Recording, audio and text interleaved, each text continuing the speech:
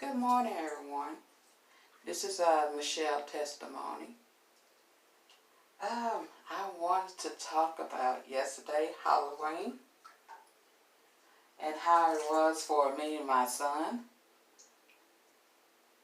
How it was, well, with my son, he doesn't like to be around a lot of people. So, with that said, that means I can't take him out trick-or-treating. He would just have a real serious meltdown because there's a lot of noise, a lot of people walking around. I guess that makes him nervous. I also can't take him to the one event they had. It was the mall. Oh God. I live in a little small town, and it just wasn't wasn't a lot of people, but still, it gets, some things just gets to them. But I gotta tell you that yesterday I was kind of in my feelings because I look on YouTube, and also while my child is in school, I go to different stores and I see all the parents shopping for their children's costumes. And I was just thinking, gosh, I wish I can take my child trick-or-treating. I wish I can put a costume on my child. I wish I can do, a lot of things that, other children can do. And I was looking on one of the YouTube channel. I forgot, it was a long time ago.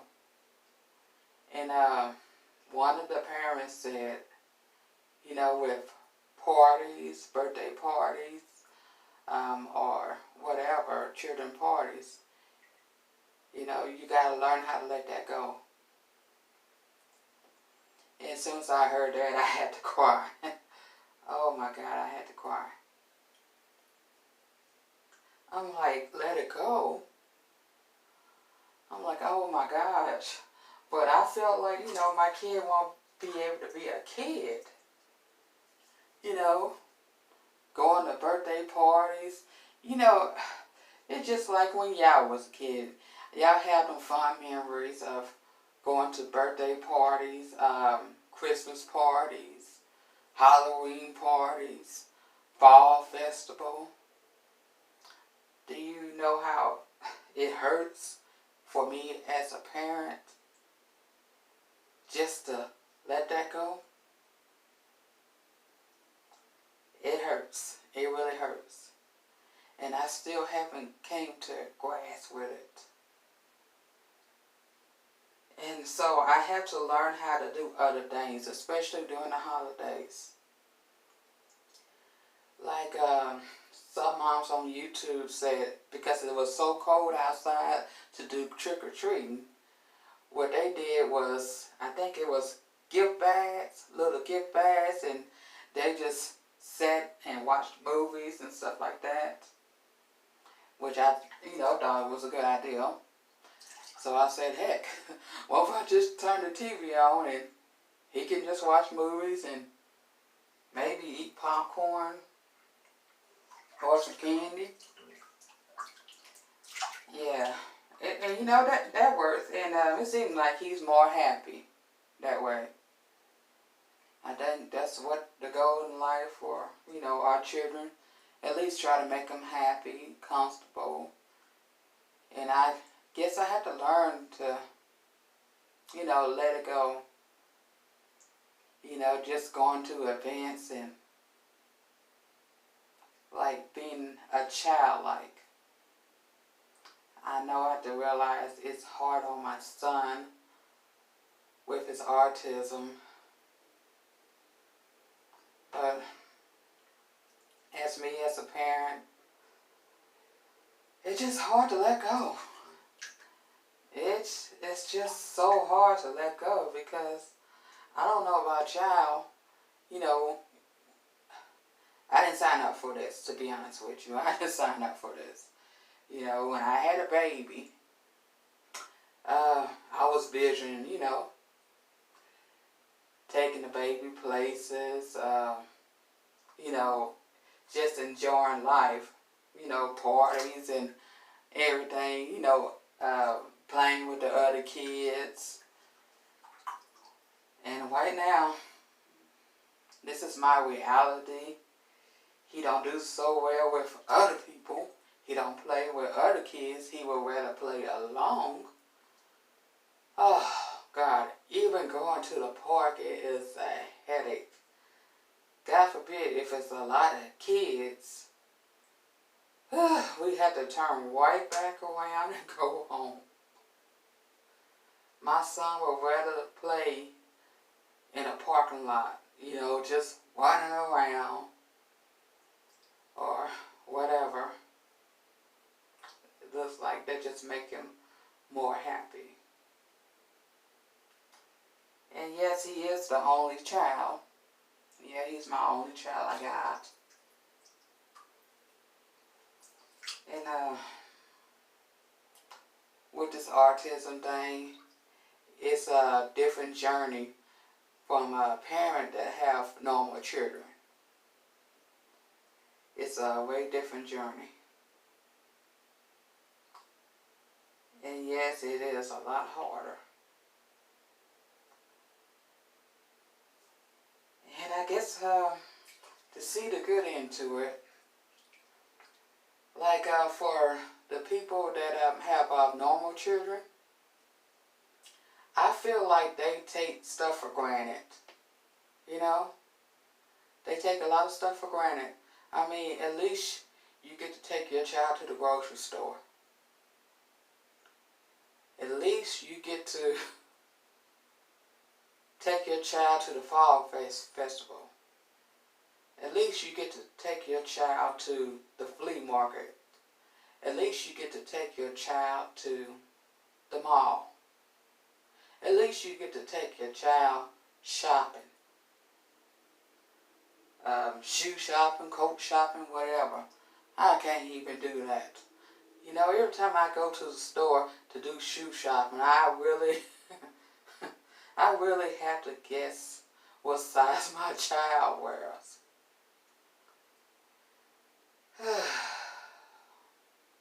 Sometimes you gotta take a breath. Sit back and take a breath. My God. It's just a lot. It's just a lot, dealing with my child. A whole lot. And as you know, I'm a single mom.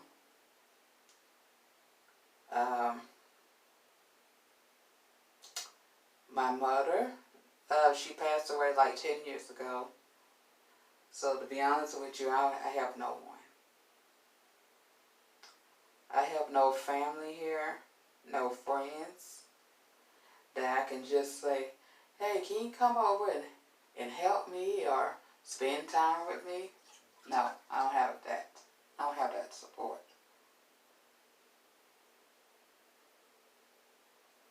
But I'm going to try to see something good in it. I gotta say, it's a blessing that God still have me. We have come this far. God brought us such a long way. And you know what? I'm from Texas.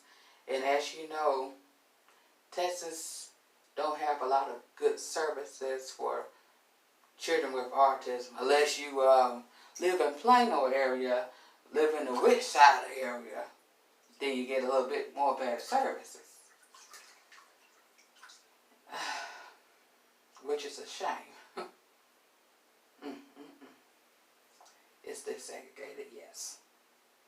I mean, if you don't live in the right zip code, you're not going to get a lot of services. That's a lot of people don't know their services. And it's sad that you had to live in these upper class zip codes just to get anything. And this is in Texas. I don't know about any other state. Which is, God dog, it is a sad truth. So I'm here in Arizona. I just moved September the 1st. And so far, the only services I got for right now is through the school system.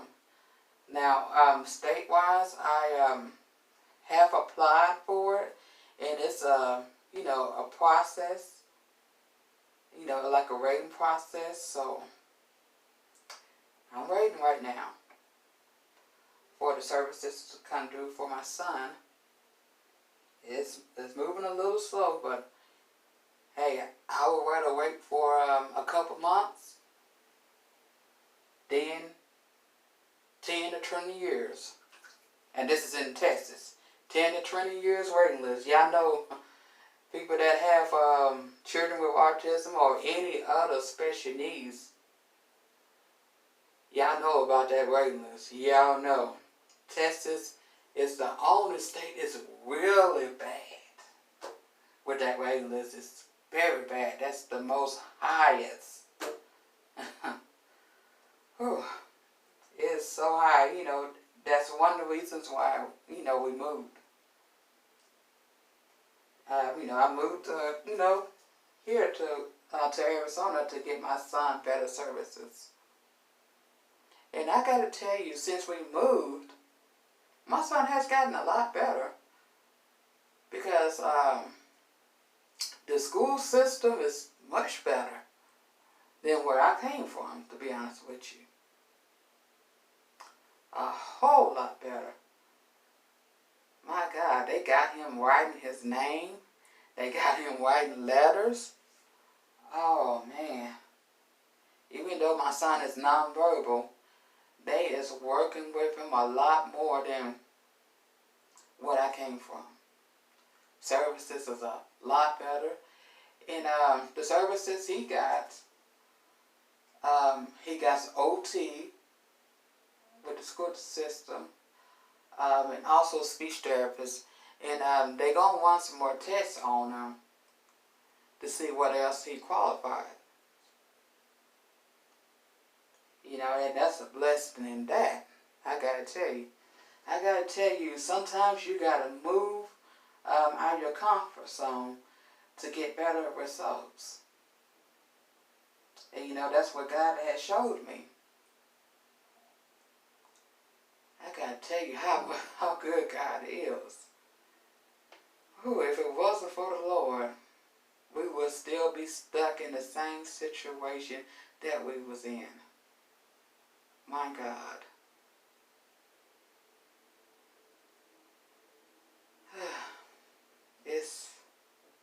It's amazing. It's mind-blowing, about the blessings that God had gave me.